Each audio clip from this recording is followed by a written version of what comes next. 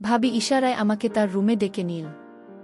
যখন পুরোপুরি ব্যস্ত ছিলাম হবে এমন একটা অবস্থা, তখন হঠাৎ কাজের মেয়ে দেখে ফেলে। ওর বয়স বেশি না, 15 কিশোর হবে, কিন্তু খুবই সুন্দর ছিল। ওকে দেখে কেউ বুঝতেই পারবে না যে ও কাজের মেয়ে। তারপর কাজের মেয়ে বলল, সাহেব বাড়িতে আসলে আমি সব বলে দেব। আমি বললাম, তুই কি চাস বল, তোকে সব দিব, তবু তুই আমাদের গোপন কথা বলিস না।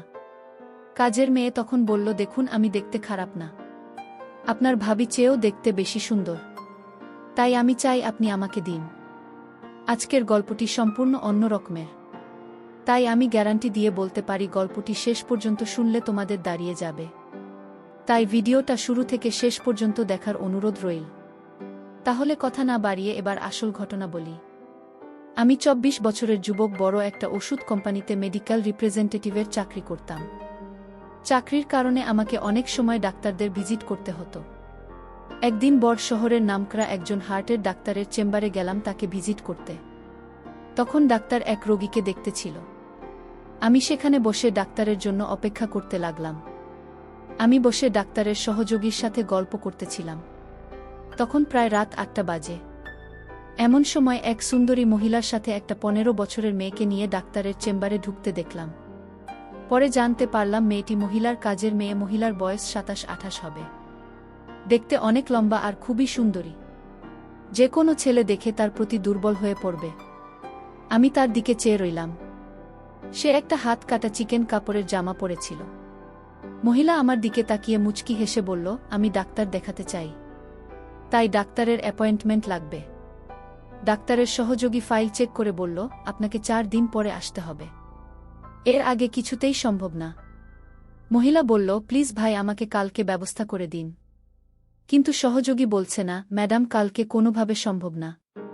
এরপর মহিলাটি কাউন্টারের সামনে এসে একটু ঝুঁকে আমার দিকে তাকিয়ে কেমন একটা মুচকি হাসি দিয়ে বলল, আপনি একটু চেষ্টা করে দেখেন না। আমি তার দিকে চেয়ে রইলাম। আমি ভাবলাম এর সাথে খাতির হলে মনে হয় কিছু লাভ হবে। আমি বললাম, আপনি একটু বসেন, ডাক্তার ফ্রি হলে আমি কথা বলে দেখছি।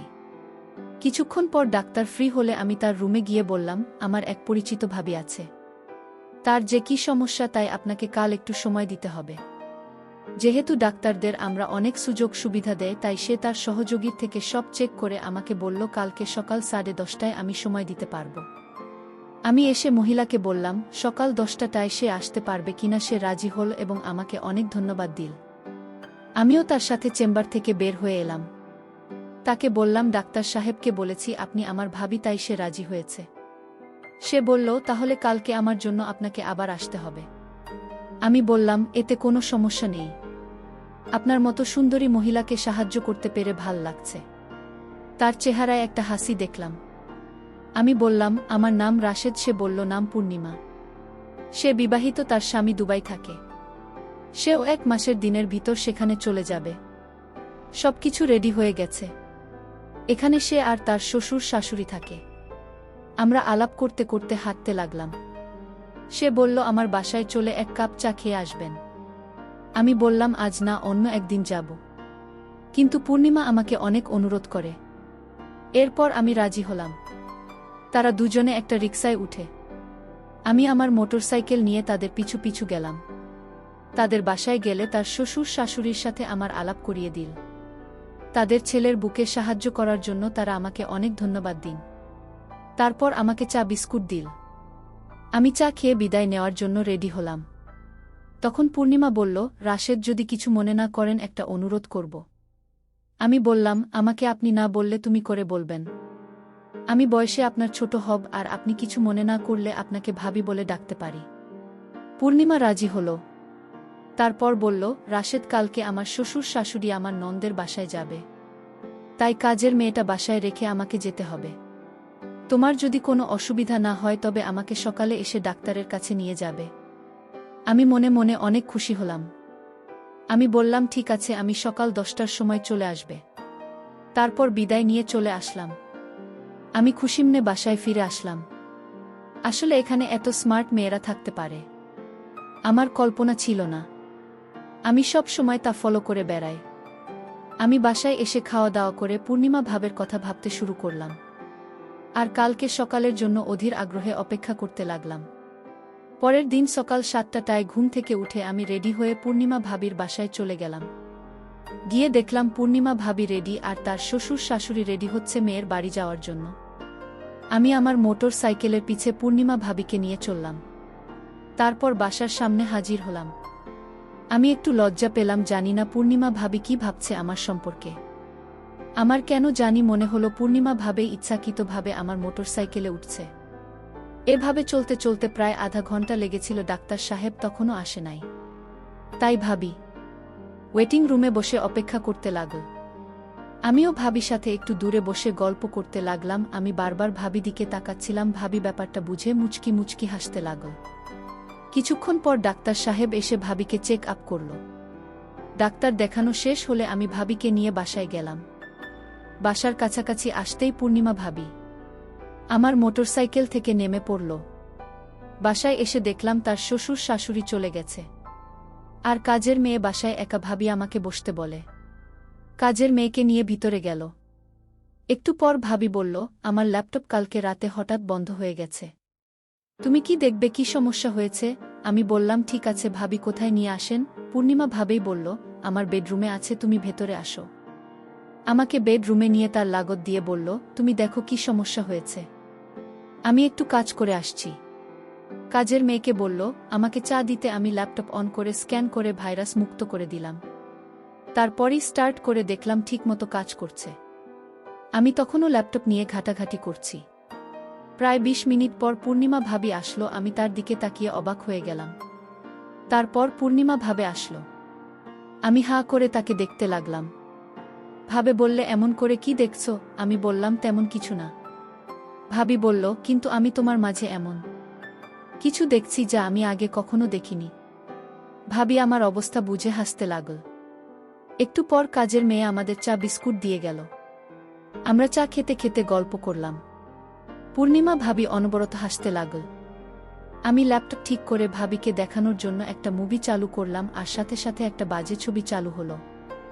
আমি কি করব বুঝতে না পেরে ভাবের দিকে তাকালাম। পূর্ণিমা ভাবে হাসতে হাসতে বলল, দেখো রাশেদ, আমি প্রায় 1 বছর হলো একা একা থাকি। আমার তো কিছু পেতে ইচ্ছে করে। কালকে তোমাকে ডাক্তারের চেম্বারে দেখে আমার ভিতরে কেমন জানি করছে। তোমাকে নিয়ে আমার মনের ভিতর একটা আশা যাক। আমি ল্যাপটপ বন্ধ করে উঠে দাঁড়ালাম। পূর্ণিমা ভাবি হেসে উঠে গিয়ে রুমের দরজা বন্ধ করে দিল। পূর্ণিমা ভাবি দরজা বন্ধ করে আমার সামনে আসলো। এমন সময় হঠাৎ করে দরজার বাইরে থেকে 15 বছরের কাজের মেয়েটা নখ দিয়ে ডাক দিল। আমি মনে মনে বললাম, আসার আর সময় পেল না। পূর্ণিমা ভাবিকে কাজের মেয়ে বলল, আপনি ওনাকে নিয়ে এখানে কি করছেন? পূর্ণিমা ভাবে বলল, আমি যা খুশি তাই করছি, আর তোর তো সাহস কম না। আমি এখানে কি করছি তুমি জিজ্ঞাসা করলি কেন আমারে? কাজের মেয়ে বলল, ম্যাডাম আমি তো খারাপ কিছু বলিনি। ম্যাডাম বলল, তুই এখন যা, তোর রুমে গিয়ে ঘুমান। কাজের মেয়ে তখন বলল, ঠিক আছে ম্যাডাম, আমি যাব। কিন্তু আপনারা যা করছেন তা কিন্তু মোটেই ভালো না। সাহেব বাড়িতে আসলে আমি সব বলে দেব। কাজের মেয়ের মুখে সব কথা শুনে আমার মেজাজটা খুব খারাপ হলো। আমি বললাম, এই ছোটলোক, আমি এখানে কি করছি? তুই আমার স্বামীকে বলবি। ম্যাডাম আপনি তো ভালো করে জানেন কি করতে চাইছেন। বাহিরের একটা লোক রাতের বেলায় কারো বাসায় এভাবে থাকতে পারে না। আমি বললাম, তুই কাল থেকেই বাসায় আসবি না। আমি তোর চেহারা দেখতে চাই না। 2 দিন দিনভর পাকামি করছিস। ঠিক আছে ম্যাডাম, আপনার মতো খারাপ ম্যাডামের বাসায় কাজ করার ইচ্ছাও আমার নাই। তবে ম্যাডাম আপনি মনে রাখেন আজকের দিনের কথা। আজকে আপনি কি করতে চাইছিলেন তা কিন্তু আমি ভুলব না, আর বলেও দেব। আমি কাজের মেয়েকে বললাম, এগুলো আমার স্বামী কখনো বিশ্বাস করবে না। কাজের মেয়েটি তখন বলল, বিশ্বাস কিভাবে করতে হয় তা আমার জানা আছে। কাজের মেয়েটি তখন বলল, আমার মোবাইলের সব রেকর্ড করা আছে। একটা অচেনা ছেলে আপনার রুমের ভিতর কি করে সেটা একটা বাচ্চা ছেলেও বুঝবে। কাজের মেয়েটা এত পাকা পাকা কথা জানে, আমি জানতাম না। আর তাছাড়া তার মাথায় প্রচণ্ড বুদ্ধি আছে। আমি এখন কি করব বুঝতেছি না। তখন রাশেদ বলল, রাগ করে কোনো সমাধান হবে না, উল্টো মান সম্মান যাবে। আর তাই আমি এর সমাধান করছি। ভাবি আপনি কোনো কথা বলবেন না। আমি কাজের মেয়েটিকে জিজ্ঞেস করলাম, আচ্ছা তুমি কি চাও এর বিনিময়ে? কাজের মেয়েটি বলল, আমি কিছু চাই না, আমার টাকা পয়সার কোনো লোভ নেই। আচ্ছা তাহলে কি করলে তোমার মুখটা বন্ধ রাখবে আর আমাদের কথা কাউকে বলবেন না? কাজের মেয়েটি বলল, একটা জিনিস চাই, যদি দেন তাহলে আমি কাউকে কিছু বলবো না। আমি বললাম, আচ্ছা ঠিক আছে, এখন বলো তোমার কি জিনিস চাই। কাজের মেয়েটি তখন বলল, আপনি ভাবির সাথে যা করতে চেয়েছিলেন আমিও তা চাই। কাজের মেয়ের মুখে এমন কথা শুনে আমার কলিজাটা কেঁপে উঠল। আরে বলে কি? আমি তখন কাজের মেয়েটিকে প্রশ্ন করলাম, এর আগে কি তুমি এরকম হয়েছে কারো সাথে? কাজের মেয়েটি বলল, না হয়নি, কিন্তু আমি চাই। আমি কাজের মেয়েটিকে বুঝিয়ে বললাম, দেখো তুমি এখনো বাচ্চা মেয়ে। আচ্ছা তুমি নিজেই বল, এখন কি তোমাকে বিয়ে দেওয়া ঠিক হবে? কাজের মেয়েটি বলল, আমার পাশের বাড়ির বান্ধবী, সে আমার থেকে 2 বছরের ছোট, তার যদি বিয়ে হতে পারে তাহলে আমার হতে পারে না। আমি কাজের মেয়ে। প্রত্যেকটা কথা শুনে অনেক অদ্ভুত লাগছে। আমি তখন কাজের মেয়েটিকে ধমক দিয়ে বললাম, তুমি যে সব বলছো তোমার কি ভয় করছে না? ভয় করবে কেন? বন্ধুরা, ভিডিও মাঝখানে একটা কথা বলতে চাই। আমি তোমাদের আনন্দ দেওয়ার জন্য রাত জেগে খুব কষ্ট করে ভিডিও বানাই। তাই তোমাদের কাছে অনুরোধ থাকবে, অবশ্যই এই ভিডিওটি দেখে একটি লাইক করবে এবং চ্যানেলটি সাবস্ক্রাইব করে পাশে থাকবেন। আজকাল তো এসব বিষয় পানি ভাত। আরে বলে কি? আচ্ছা ঠিক আছে, আমি যদি তোমার কথা রক্ষা না করি তাহলে তুমি সব বলে দেবে, তাই তো যদি আপনি আমার কথা না রাখেন তাহলে আমি অবশ্যই বলে দিব, এতে আপনার সমস্যা হবে আর ম্যাডামের সমস্যা হবে। আমি তখন কাজের মেয়ের সাথে কথা বলে পারছিলাম না, আর তাই তার প্রস্তাবে আমি রাজি হলাম। পূর্ণিমা ভাবি বলল, আপনি কি বলছেন? ওইসব কি পারবে আপনার সাথে? আপনি কি পাগল হয়ে গেছেন নাকি? আমি বললাম, দেখো ভাবি, ওর মুখ চাপা দেওয়ার জন্য এছাড়া আমাদের অন্য কোনো উপায় নেই। সে পারুক না পারুক সেটা তার বিষয়, আমি চেষ্টা করে দেখতে পারি। ঠিক আছে, আপনি যা ভালো মনে করেন তাই করেন, পরে সমস্যা হলে আপনি বুঝবেন, সেই চিন্তা তোমার করতে হবে না, আমি সব সামলে নেব। আমি তখন কাজের মেয়েটাকে বললাম, কোথায় যেতে হবে বলো। কাজের মেয়েটি বলল, এই ভাষায় আরও একটি রুম আছে, যে রুমে আমি রাতে একা থাকি সেই রুমে। কোথায় সেই রুম? কাজের মেয়েটি বলল, আসুন আমার সাথে। আমি কাজের মেয়ের পিছু পিছু গেলাম। তারপর সে যে রুমে থাকে সেই রুমে আমাকে নিয়ে গেল। আর পূর্ণিমা ভাবি বলল, আপনি যান, চিন্তা কইরেন না, আমি আছি বারান্দায়। আমি পূর্ণিমা ভাবিকে বললাম, ঠিক আছে, আপনি বারান্দায় থাকেন। তারপর কাজের মেয়ের রুমে ঢুকলাম। কাজের মেয়ে বলল, আপনি অনেক সুন্দর দেখতে। আমি বললাম, তাই? কাজের মেয়েটি তখন দরজাটা লক করে দিল। আমি বললাম, দেখো, দরজাটা লক করে ঠিক করেনি। সে বলল, উত্তম কাজ করেছি। কাজের মেয়েটি তখন বলল, আপনার সাথে হওয়ার আগে আপনি আমার হাতের তৈরি করা 1 কাপ চা খাবেন।